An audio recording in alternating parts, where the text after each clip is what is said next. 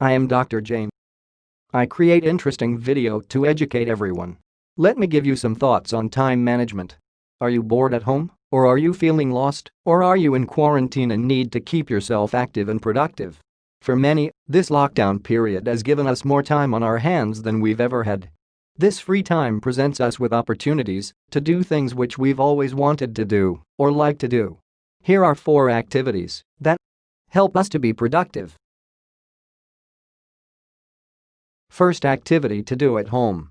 Are you stuck at home, binge eating, and gaining some weights? Now all the gyms are closed temporarily. But don't worry, you're still able to practice some simple exercises at home. For example, we can set up a workout routine. How long have we all been looking to begin this activity? If you work out regularly, you will know that the key to a successful and consistent workout regime is routine. And I don't need to tell you about the benefits of working out and keeping fit. Second activity to do at home. Learn a new skill. Enrolled in new courses can also be accompanied by learning new skills. This could be learning how to cook or how to play an instrument like guitar. Practicing an instrument, I think, can be good fun, and it's also an inventive way to keep yourself entertained and constantly learning. Next, third activity to do at home. Read a book you like. As any avid book reader can tell you, immersing yourself in a great book can make your brain come alive. It sounds romantic, but science is now proving this to be true.